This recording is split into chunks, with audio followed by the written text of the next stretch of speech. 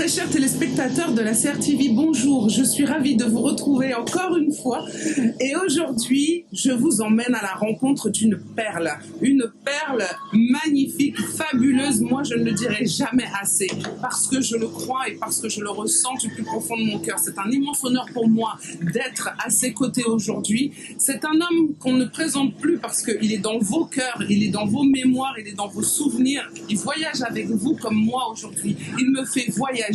J'ai nommé Autou Marcelin et restez avec moi. Allons découvrir cette perle magnifique. Ça fait plaisir. Un enfant, un tout petit enfant. Pendant la guerre, on a fait de lui un combattant. Il avait 10 ans, il n'avait que 10 ans. Voilà.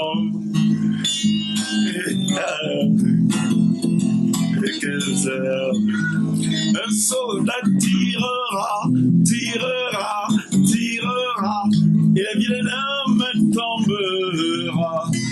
Oui, tombera. Toujours avec ta guitare. Ah oui, toujours. C'est ton ami toujours. fidèle. Ah oui, mon ami fidèle.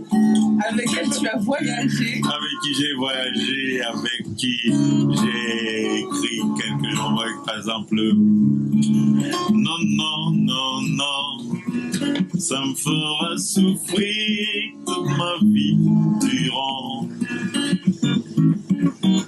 Non, non, non, non, non, ça me fera souffrir toute ma vie durant. Alors, cocorico, cocorico, coco, allez. Autou Marcelin, oui. tu nous fais voyager. Les Camerounais, je dirais, passent du temps avec toi grâce à tes chansons. Ils ont tes chansons dans le cœur, tes chansons d'amour, les chansons qui ont fait que tu as été révélé par le biais de RFI. Tout à fait. C'était quand? Oh oui, en 1982. En 1982, tu as été la découverte RFI.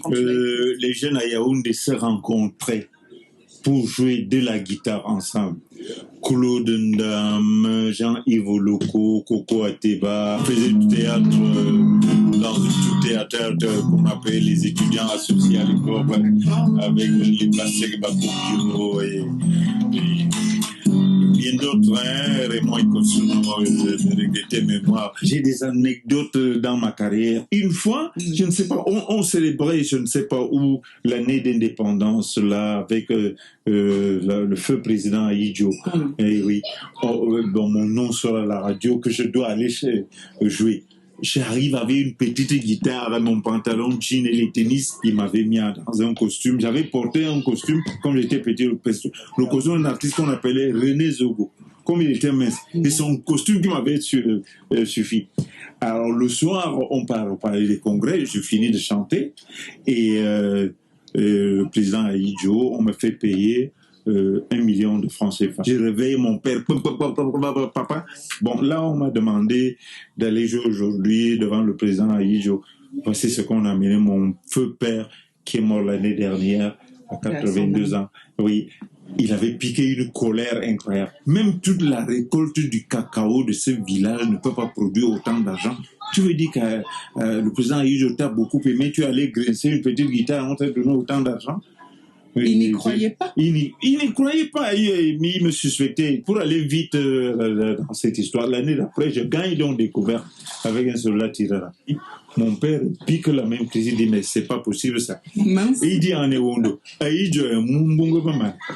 convoque le village. Et il a gagné 1 million. Il doit faire un avion à Togo.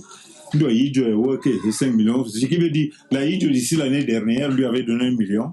Il est monté dans l'avion alors que je l'envoyais à l'école. Il est allé au Togo. Et la Hidjo de là-bas lui a donné 5 millions. Ce type va m'amener quelque chose.